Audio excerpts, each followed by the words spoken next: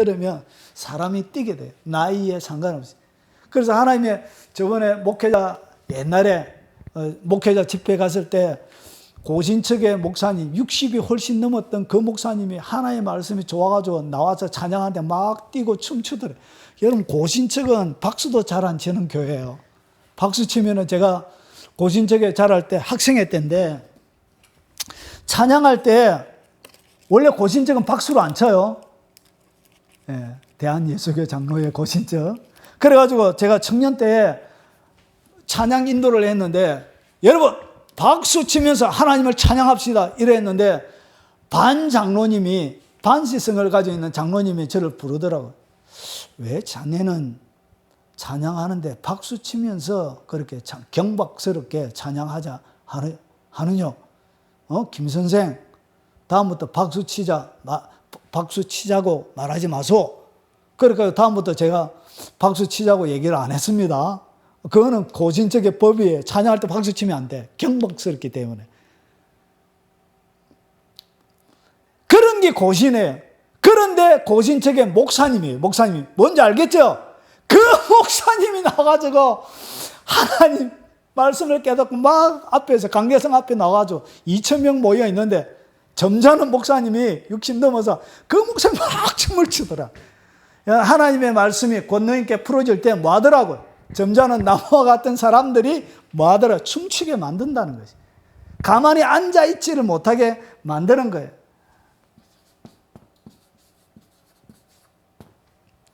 자, 그리고 보세요. 레바논과 사론의 들 송아지 같이 뛰게 하는 거예요. 그래서 이것이 송아지 같이, 그리고 들 송아지 같이 하나님의 말씀을 들으면 막 뛰는 일들이 일어나는 거예요. 그래서 성령이 역사하는 자리에는 점잖은 게 별로 없어. 점잖은 게 별로 없어요. 성령님이 마음대로 하기 때문에 우리가 보기에는 꽤 점잖아 보이지 않는 많은 현상들도 많이 있다는 거지. 왜냐? 하나님의 말씀은 그들로 하여금 뭐하게 한다? 뛰게 만들기 때문에 그래. 주체를 못해요. 저도 성령을 받았는데 하나님이 권능이 딱 임했는데 바닥에 누워가지고 막 떨기 시작하는데 떼굴떼굴 굼불고 의식은 분명하게 있는데 내가 왜 이러지 지금? 응? 내가 합동청 목사라서 도대체 채신물이 없이 왜 이러지? 의식은 있는데 몸 사지는 내 마음대로 안 돼. 그냥 막 달달달달달달 들고 발도 하늘로 막 타고 떼굴떼굴 구불기 시작하는데 하나님의 권능이 임하면 내가 어떻게 안 돼? 조절이 안 돼. 의식은 분명히 있는데도 조절이 안 돼. 그래서 이게 그런 형태들이 점잖게 안 보일 수가 있다는 것이. 그래서 뭐 해야 되냐? 하나님은 그 사람들 들송아지처럼 뛰게 하신다는 것이죠. 믿습니까? 예. 그리고 7절 여호와의 소리가 화염을 가르치도다. 화염을 가르는 이런 말씀. 그러니까 이것을 갖다 뭐라고 하냐? 불의 말씀이라고 해요. 불처럼 하나님의 말씀이 그 심령들을 가르는 것입니다. 불처럼 뜨겁게. 그래서 그 말씀으로 하나님의 사람들을 태우고 정화시키고 깨끗하게 만드는 것입니다. 그래서 말씀을 듣는데, 그래서 엠마오로 가는 두 제자가 예수님이 말씀을 풀어줄 때 가슴이 뜨겁지 아니하더나. 그 가슴이 뜨거워지는 거예요. 하나님의 말씀을 들으면 속에서 불이 확 일어나는 것처럼 여러분 가슴이 뜨거워질 때가 있죠. 그런 거예요. 하나님의 권능의 말씀이, 권능 있는 자들이 여호와의 입에서 나오는 말씀을 들으면 그 말씀이 마치 화염처럼 그래요. 화염처럼 그를 태우고 정결하게 하고 회개의 자리로 이끌어가고 그를 태우는 것이죠. 태움의 역사가 그 권능이 있는 자들에게 있는 것입니다. 그리고 8절에 여호와의 소리가 광야를 진동하시며 여호와께서 가데스 광야를 진동시키시더라. 여러분 이것이 뭐냐면 광야는 그들의 삶의 터전을 얘기합니다. 삶의 터전. 삶의 터전을 하나님께서 어떻게 하냐? 진동시키는 거예요. 삶의 터전 자체를 막 진동시켜버려요. 여러분 하나님의 큰 교회가 하나 서면 그 주위에 모든 상가들이 묵고 살아요. 교회 하나가 제대로 서면 여러분 그 교회 때문에 주위가 완전히 살아요. 예를 들어서 그런 거예요. 여러분 교회가 여의도 순복음교회 제일 많이 나올 때는 80만까지 되죠. 80만. 예. 80만 명이 이렇게 교회를 다니고 하면 그 주위의 모든 상가들이 80만 명의 유동 인구가 있는 거예요. 유동 인구가 있고 이 사람들이 80만 명이 밥만 먹으러 간다고 생각해봐요. 80만 명이 가게에 들어온다. 미어 터지는 거예요. 80만 명의 옷을 팔아준다. 80만 명의 신발을 팔아준다. 한 번 딱 장사하고 한 5년 먹고 5년 쉬어도 돼. 80만 명이 한 번에 팔아주면 80만 명이 1,000원만 헌금해서 도와줘봐요. 이해가 되죠? 그래서 여호와의 소리가 딱 그 가운데 펼쳐지면 삶의 터전 자체가 완전히 바뀌어요. 하나님의 말씀이 모이는 곳에 가라앉은 영혼들이 모이게 되어져 있습니다. 그리고 나서 그것을 중심으로 뭐가 생기냐?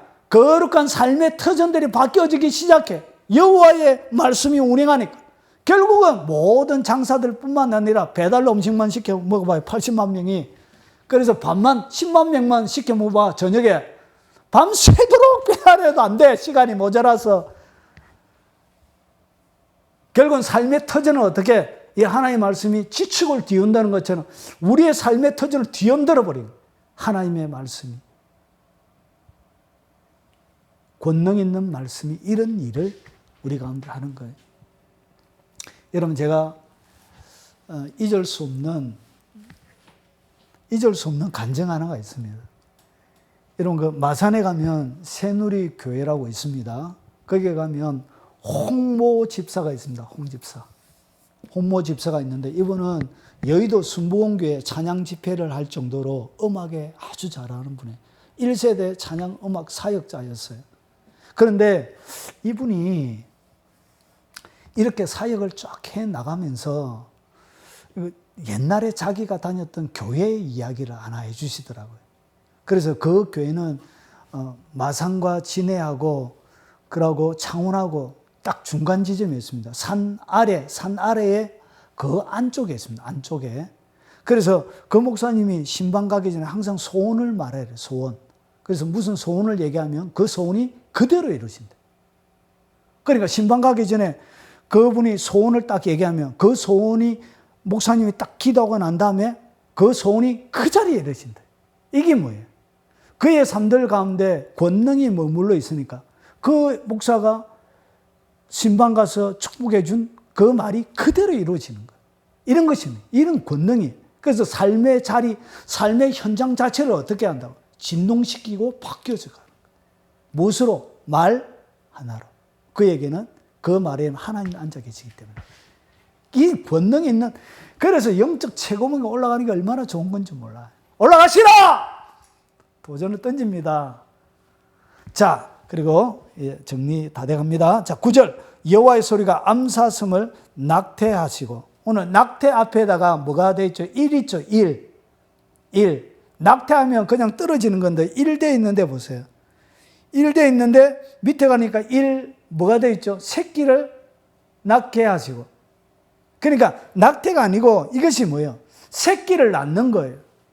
그러니까 암사슴이 낙태하시고 살림을 맑게 벗기시네. 그의 성전에서 그의 모든 것들이 말하기를 영광이라. 결국은 암사슴, 여호와의 소리가 암사슴을 낙태하게 했어요. 낙태가 아니고 새끼를 잉태하는 거예요. 밑에 1번 보셨죠? 예. 그래서 뭐가 있냐? 새로운 생산들이 계속적으로 일어나는 거예요. 뭐가? 앞에 보니까 계속 뭐가 나와요? 여호와의 소리가, 여호와의 소리가, 여호와의 소리가, 여호와의 소리가 이렇게 되어져 있죠. 그래서 그 하나님의 소리가 암사슴으로 뭘 낳게 하고, 낙태케 하는 것이 아니고 새끼를 낳게 하는 이런 일들이, 그리고 이 삶 전체에 뭐가 드러나게끔, 하나님의 영광이 드러나게끔, 영광이 머물러 있는 영광의 처소가 되어지는 거예요. 영광의 처소. 그의 삶 전체가. 그래서 영광이 머물러 있는, 영광이 머물러 있는 것이 영광의 처소죠. 그래서 이 처소를 갖다가, 이 처소가 뭐냐? 이것이 여호와의 왕국이에요. 왕국. 그래서 10절을 보세요. 여호와께서 홍수 때 자정하셨으며 여호와께서 영원토록 무엇으로? 왕으로 자정하신 거예요. 왕으로 자정하셨고 결국은 그 영광의 권능 있는 사람들이 여호와의 왕국, 하나님의 나라죠. 하나님의 나라. 왕으로 자정해 있는 거예요. 여호와의 왕. 왕으로 자정했기 때문에 여호와의 거룩한 통치가 실상은 그가 사역을 하지만 그가 하는 모든 사역의 현장 가운데는 결국은 여호와 왕으로 자정해 계시는 그 하나님의 거룩한 통치가 일어나요. 그래서 그가 살아가는 그 삶의 현장 자체가 뭐가 되어진다? 여호와의 왕국이 되는 거예요. 여호와의 궁전이 되는 거예요. 여기까지 이해가 되죠? 눈이 확 열려야 돼. 말씀에 눈이 열릴지어다. 열릴지어다 한다고 열리는 건 아니지만 자, 그래서 보세요. 여호와께서 자기 백성에게 그래서 요 왕으로 자정해 계시면서 하나님께서 뭘 하냐? 자기 백성에게 뭘 주죠? 자기 백성에게 힘을 주시고 그리고 여호와께서 자기 백성에게 뭘 주냐? 평강의 복을 주시는 거예요. 그래서 그의 삶 자체가 뭐가 있냐? 걱정과 염려 그런 거 없이 늘 평강으로 그의 심령이 통치를 받게 되어지는 거예요. 이것이 뭐냐? 영적인 최고봉에 가면 최고봉의 사람들이 권능 있는 사람들에게 하나님이 언어로 여호와의 소리를 주시고 그 가운데서 그가 서 있는 모든 그가 딱 서면 뭐가 일어난다고? 하나님 예수님이 왕으로 딱 자정해 계시고 예수님이 그의 백성들에게 힘을 주시고 그리고 평강으로 그들 가운데서 평강의 복으로 그들의 삶을 채우기 시작하는 것입니다. 이런 일들이 일어나는 것입니다. 여러분이 바로 그 사람이 되십시오. 다윗이 바로 그 다윗의 통치 자체가 오늘 여기서 나오는 요 통치였어요. 그래서 다윗의 통치는 자기 백성들로 하여금 뭘 줬죠? 힘을 줬죠. 그리고 다윗의 통치 기간 대부분 물론 말년에 좀 잘못한 일이 있어서 좀 전쟁이 일어나고 했지만 대부분이 평강의 복으로 그 백성들을 충만하게 채웠던 것처럼 그리고 다윗의 시대에 돈이 얼마나 많으냐. 다윗이 헌금한 것이 그 성전을 건축하기 위해서 헌금한 것이 57조 9,600억 정도 돼요. 57조. 대단하죠? 예. 우리나라 뭐 1년 예산 해봤자 한 500조 정도밖에 안 되죠. 그런데 한 사람이 그렇게 큰 헌금을 드린 거예요. 57조. 이건이 뭐 몇 조 되나요? 예. 이건희보다 훨씬 헌금, 자기 가지고 있는 재산보다 더 많이 헌금을 한 거예요. 그만큼 뭐가 풍요롭다. 하나님이 부의 풍요를 하나님께서 57조 9,600억 정도 할 수 있는 헌금을, 그 재원을, 풍성함을 그의 삶들 가운데 허락해 주신 것입니다. 여러분, 그것이 오늘 영적 최고봉에 있는 사람들에게 일어나는 일들이에요.